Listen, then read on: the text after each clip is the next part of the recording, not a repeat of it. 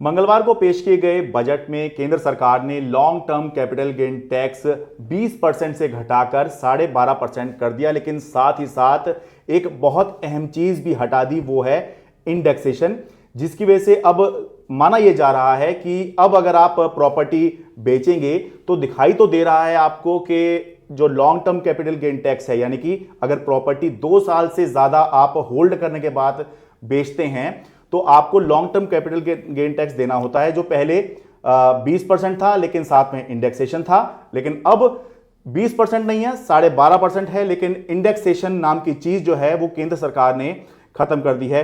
इससे कैसे ये हो रहा है कि आपका टैक्स दिख तो रहा है कि आपको कम देना है लेकिन ज्यादा देना पड़ सकता है। मेरे साथ तनु गुप्ता हैं जो कि मेनस्टे टैक्स एडवाइजर में पार्टनर है। मैम, बहुत बहुत स्वागत है आपका। मैम बताइए कि कैसे ये हो रहा है कि केंद्र सरकार ने टैक्स तो कम कर दिया, 20% से 12.5% टैक्स कर दिया है, लेकिन फिर भी ये हो सकता है कि लोगों को अपनी प्रॉपर्टी बेचने में, यानी कि 2 साल से ज्यादा की जो प्रॉपर्टी होल्ड की हुई है वो बेचने में उनको पहले से ज्यादा टैक्स देना पड़े। देखिए, इसमें ये है कि प्रॉपर्टी आप 2 साल से ज़्यादा होल्ड करते हैं तो उसको लॉन्ग टर्म कैपिटल एसेट बोला जाता है। इसमें सरकार ने एक्चुअली लोगों को बेनिफिट दिया है कि 20% से 12.5% कर दिया, बट उन्होंने साथ साथ एक इंडेक्सेशन बेनिफिट जो हम लेते थे कैलकुलेट करने के लिए, वो इंडेक्सेशन बेनिफिट भी हटा दिया है। अब ये इंडेक्सेशन बेनिफिट एक्चुअली होता क्या है?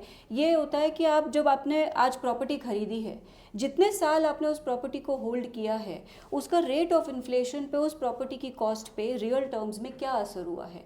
आज आपने 100 रुपए की प्रॉपर्टी खरीदी है, उसको आपने 10-15 साल तक होल्ड किया है, तो 10-15 साल बाद उसकी एक्चुअली कॉस्ट की वैल्यू क्या है, वो लेट्स से 120 रुपए है, 130 रुपए है, इसका मतलब इंडेक्सेशन होता है। अब जो 20 से 12.5% किया है वो तो ऑब्वियसली टैक्स रेट कम ही किया है उन्होंने, लेकिन हमें ये देखना है कि इंडेक्सेशन का बेनिफिट हटा के ये लोगों के लिए फ़ायदा होता है कि ये इंडेक्सेशन का बेनिफिट हटा के लोगों के लिए नुकसान होता है, क्योंकि आपकी कॉस्ट उतनी बढ़ रही है कि नहीं बढ़ रही है। इसमें एक बहुत इंपॉर्टेंट एस्पेक्ट है कि आपकी प्रॉपर्टी की वैल्यू कितनी तेज़ी से आगे बढ़ रही है कि नहीं बढ़ रही। अगर आपकी प्रॉपर्टी की वैल्यू बहुत तेज़ी से ऊपर गई है तो आपको ये लो रेट का फ़ायदा होगा, तो आपकी टैक्स लायबिलिटी कम होगी, इवन इफ आपको इंडेक्सेशन बेनिफिट नहीं मिलेगा। अगर आपकी प्रॉपर्टी की वैल्यू बहुत तेजी से नहीं बढ़ रही है, लेट्स से 5-10% आपकी प्रॉपर्टी की वैल्यू बढ़ी, तो आपको ये जो 12.5% जो घटा है रेट, तो भी आपको नुकसान होगा, बिकॉज आपको उसमें कॉस्ट, इंडेक्स्ड कॉस्ट का बेनिफिट आपको नहीं मिल रहा है। ठीक है, तो इसे एक उदाहरण के तौर पे समझाइए ताकि दर्शक समझ पाएं कि कैसे ये जो 2 चीज़ आपने बताई कि अगर प्रॉपर्टी कॉस्ट बहुत ज़्यादा नहीं बढ़ी है और समय बहुत ज़्यादा बीत गया है तो किस तरह से कम टैक्स होने के बावजूद भी ज़्यादा टैक्स देना पड़ सकता है, उदाहरण के तौर पर। तो देखिए, आपने लेट्स से एक प्रॉपर्टी खरीदी 1 अप्रैल 2018 को, वो प्रॉपर्टी आपने 80 लाख रुपए की खरीदी। आप सोचते हैं कि 23 जुलाई 2024 में हम वो प्रॉपर्टी बेचते हैं। ठीक है। अब आपने जब 80 लाख की वो प्रॉपर्टी खरीदी है, तो मैं उस पर अगर इंडेक्सेशन लगाती हूँ, मैं उसको कॉस्ट ऑफ इन्फ्लेशन जो सरकार देती है उससे अगर उसको ट्रू अप करती हूँ, तो वो प्रॉपर्टी की वैल्यू 1 करोड़ से ऊपर आएगी। यानी कि आपने 80 लाख की खरीदी तो है, लेकिन वो महंगाई सब एडजस्ट करने के बाद में प्रॉपर्टी की वैल्यू जो है वो कागजों में मान के चलिए कि 1 करोड़ से ऊपर चली गई है। ठीक है, लेकिन आपने उसको फिर भी बेची आप 95 लाख में। आपको कोई बायर मिला नहीं, आपने 95 लाख में उसमें बेची। तो अभी जो ये 20% और इंडेक्सेशन के साथ में जो कैपिटल गेन कैलकुलेट होता है, उसमें तो आपको लॉस हो गया, क्योंकि आपकी एक्चुअली इंडेक्स्ड कॉस्ट तो आपकी 1 करोड़ के ऊपर थी, लेकिन आपको बायर नहीं मिला, आपने 95 लाख में बेची, आपको लॉस हो गया। तो इस केस में आपने कोई भी टैक्स पे नहीं किया। अच्छा, ठीक है। लेकिन अब जो चेंज आया है, उस चेंज में वो ये कहते हैं हम इंडेक्सेशन बेनिफिट नहीं मिलेगा। दैट मीन्स अब आपको 95 लाख की जो प्रॉपर्टी आपने बेची, उसको आपको 80 लाख से माइनस करना है। तो अब आपको इवन इफ आपने उसको बेची कम में, 95 लाख में बेची, तब भी आपको positive capital gain tax purposes के लिए कंप्यूट हो जाता है। अच्छा। विच मीन्स कि 80 लाख और 95 लाख का जो डिफरेंस है 15 लाख रुपए, वो आपकी इनकम में जुड़ जाएगा।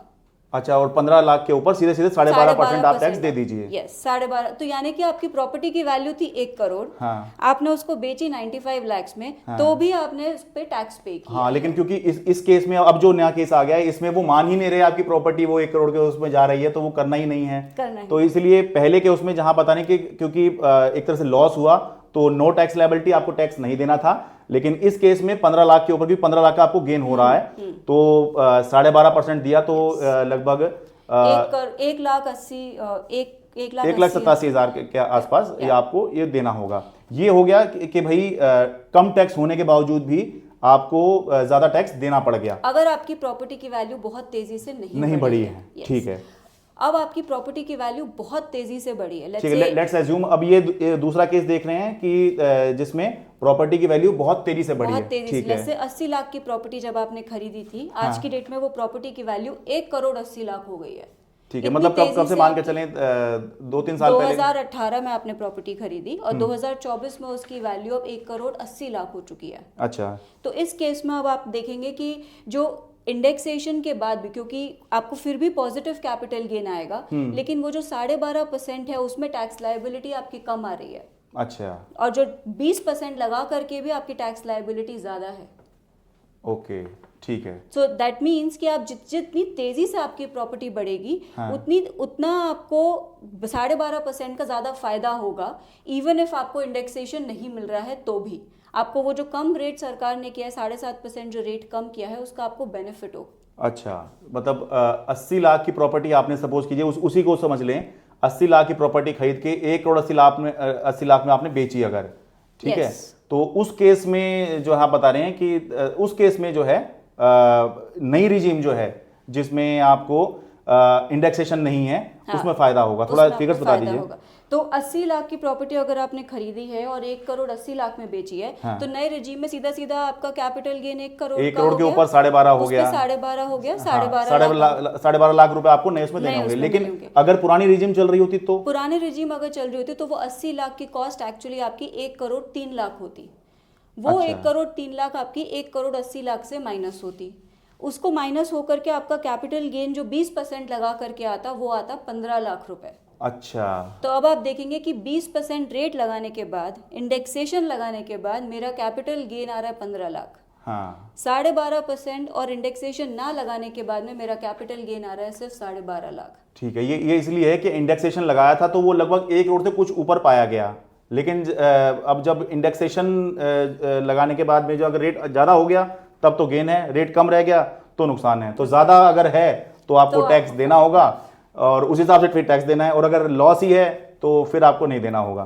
तो ये तो आपने मैम अच्छा समझाया। एक और सरकार ने बदलाव किया है कि जो लोग अपनी इनकम में रेंटल इनकम दिखाते हैं रेजिडेंशियल प्रॉपर्टी से, इसको लेकर भी सरकार ने कुछ बदलाव किया है। कहा जा रहा है इसकी वजह से भी जो लोग अपने रेजिडेंशियल प्रॉपर्टी किराए पे देते हैं उनको जो है फायदा अब कम होगा।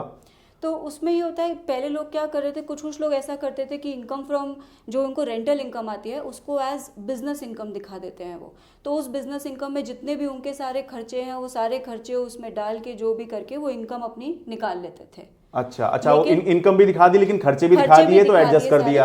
अच्छा, और जो भी अमाउंट आती थी वो अपनी, लेट्स से उनको सारे खर्चे, उन्होंने बहुत सारे खर्चे दिखा दिए, वो अमाउंट लॉस आ गई तो उन्होंने बोला कि हमारा लॉस है ये फ्रॉम बिजनेस, और इस लॉस को हमने बाकी सारी इनकम से सेट ऑफ कर दिया। अच्छा, वो एक अलग बिजनेस के तौर पे उस आमदनी को दिखाया करते थे। ठीक है। अब दूसरे केस में और सरकार ने ये बोला है कि एक्चुअली ये सारी इनकम्स आप ऐसे ना दिखाएं, ये सारी इनकम्स आपकी इनकम फ्रॉम हाउस प्रॉपर्टी ही है। अच्छा, which means income from house property में आपको एक लिमिट है डिडक्शंस की। आप खाली 30% डिडक्शन क्लेम कर सकते हैं अपने सारे खर्चों के लिए। सारे खर्चों के लिए आप 30% डिडक्शन क्लेम कर सकते हैं, प्रॉपर्टी टैक्स के डिडक्शन क्लेम कर सकते हैं, और इंटरेस्ट जो आपका हाउसिंग लोन चल रहा है वो इंटरेस्ट आप डिडक्शन क्लेम कर सकते हैं। यानी 1 लाख रुपए आप दिखाएंगे तो सरकार ये मानेगी 30,000 इसका डिडक्ट कर लीजिए, पर 70,000 पे आपको जो है फिर टैक्स देना होगा। एंड प्लस इसमें इनकम फ्रॉम हाउस प्रॉपर्टी में ये भी होता है कि जो आपका लॉस होता है, अगर लेट्स से आपका इंटरेस्ट ऑन हाउसिंग लोन बहुत ज़्यादा आया है और रेंटल इनकम आपकी कम है, तो आपका जो लॉस आया है वो लॉस 2 लाख पे कैप हो जाता है। अच्छा। आप उस साल में सिर्फ 2 लाख का लॉस अपनी बाकी सारी इनकम से एडजस्ट कर सकते हैं। बाकी सारा लॉस आपका कैरी फॉरवर्ड होता है आगे के सालों में। तो लेट आउट प्रॉपर्टी में तो उस केस में लोग क्या करते थे, बिजनेस इनकम का जितना खर्चा आ रहा है सारा क्लेम कर लिया, उसको 30% पे कैप नहीं किया। अच्छा। उसमें लॉस में भी कोई कैपिंग नहीं है 2 लाख की, तो वो जितना भी लॉस आया वो सारा इनकम से एडजस्ट हो गया। बट अब सरकार ने बोला कि आप इसको इनकम फ्रॉम हाउस प्रॉपर्टी में ही शो करेंगे, income from PG business and profession में शो नहीं करेंगे। यानी कि वो जो एक तरह से टैक्स से बचने का तरीका जो था कि किराए की आमदनी से, वो एक तरह से सरकार ने अब बंद करने की कोशिश की है। वो एक क्लैरिफिकेटरी उन्होंने एक वो इंट्रोड्यूस किया उसमें। चलिए मैम, बहुत बहुत धन्यवाद। दिल्ली से अपने कैमरा सहयोगी रंजीत के साथ मैं शरद शर्मा, एनडीटी मीडिया।